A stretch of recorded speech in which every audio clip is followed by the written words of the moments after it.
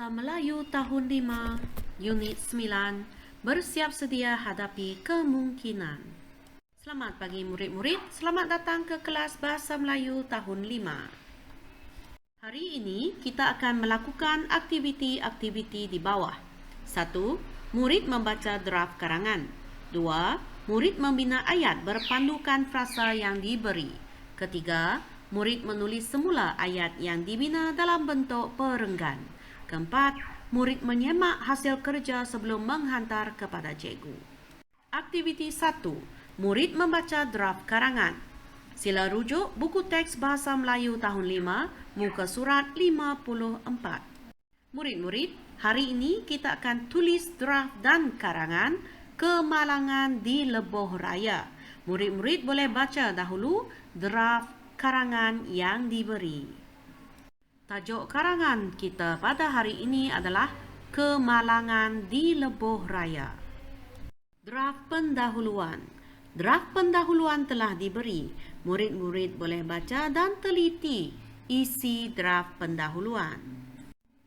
Ada 3 draft isi, iaitu draft isi 1, draft isi 2 dan draft isi 3. Di bawah draft ini telah diberi frasa-frasa yang berkaitan dengan isi-isi tersebut. Penutup. Tiada frasa yang diberi untuk penutup, tetapi murid-murid boleh menulis penutup berpandukan gambar yang diberi. Murid-murid perlu teliti gambar-gambar tersebut. Untuk mengetahui dengan terperinci tentang Kemalangan di Lebuh Raya, murid-murid boleh imbas QR yang diberi dan menonton video tersebut. The number you have reached, 999.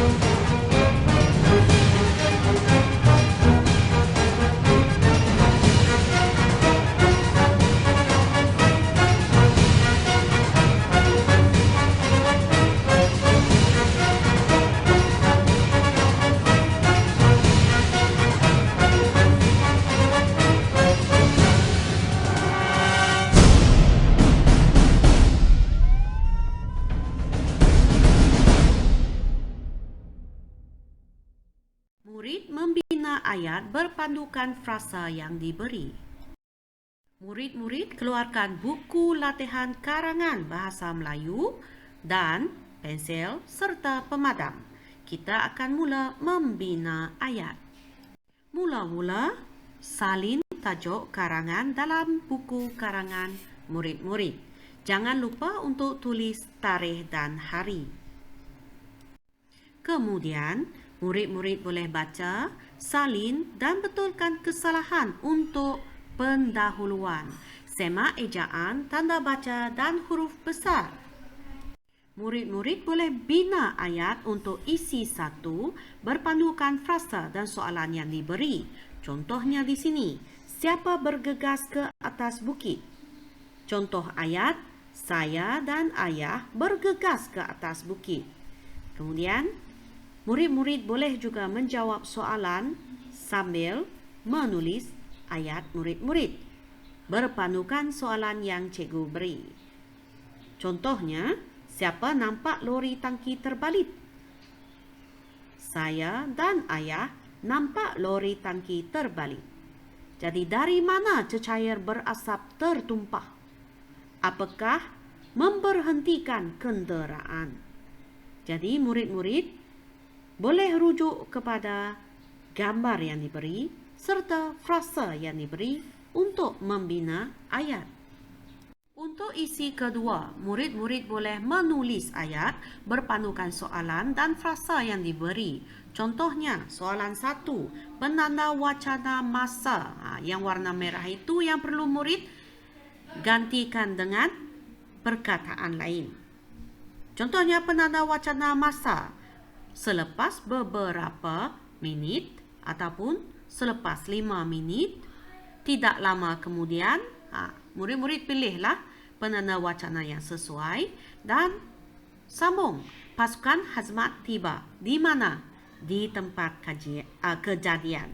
Jadi, pasukan hazmat tiba di tempat kejadian. Untuk soalan kedua, penanda wacana masa lagi. Jadi, selepas pasukan hazmat sampai, siapa lagi sampai? Polis. Tidak lama kemudian, selepas 5 minit, polis juga tiba di mana? Di tempat kejadian. Mengapa lebuh raya sesak? Soalan ketiga. Jadi lebuh raya sesak kerana dihalang oleh tangki, lori tangki ataupun dihalang oleh pasukan polis untuk menjaga keselamatan lebuh raya. Keempat, bagaimana kenderaan memberikan laluan kepada hazmat. Jadi itu juga boleh kita rujuk ataupun berpandukan gambar tadi bagaimana mereka memberikan laluan kepada hazmat. Kenderaan-kenderaan berhenti di tepi jalan untuk memberi laluan kepada hazmat. Jadi kelima, mengapa kenderaan memberikan laluan kepada hazmat? Itu murid-murid perlu fikir mengapa mereka berhenti. Kerana hazmat perlu membantu mangsa kemalangan. Jadi murid-murid boleh bina ayat berpandukan soalan yang diberi. Keenam, bahan berasap dari mana? Dari mana? Daripada tangki ataupun lori tangki. Itu ialah asid. Jadi yang ketujuh, apa yang semakin banyak tumpah?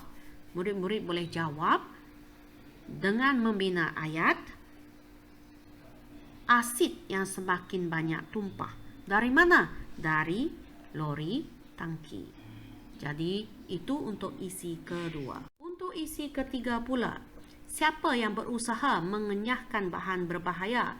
Kita boleh rujuk kepada gambar yang diberi. Siapa yang menggunakan baju putih tersebut? Iaitu pasukan hazmat. Pasukan hazmat berusaha mengenyahkan bahan berbahaya. Jadi soalan kedua, siapa yang melakukan pembersihan tumpahan asid? Siapa lagi? Pasukan hazmat dan pihak polis. Jadi murid-murid boleh membina ayat sama ada ayat tunggal atau ayat mazmum untuk isi ketiga. Untuk penutupnya, kita boleh mula dengan akhirnya. Apa yang terjadi? Siapa yang menarik lori tangki? Bagaimana keadaan lebuh raya selepas itu?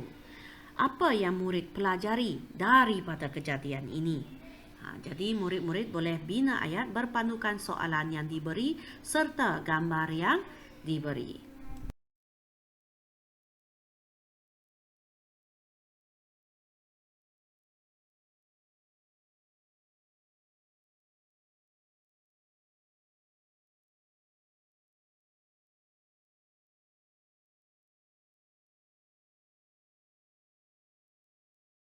Murid-murid menulis karangan dalam 5 perenggan seperti contoh yang diberi.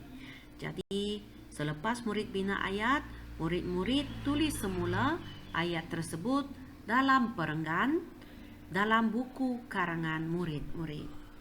Aktiviti keempat, murid menyimak hasil kerja sebelum menghantar kepada cikgu. Selepas murid menulis karangan dalam 5 perenggan, murid-murid baca semula karangan yang telah siap.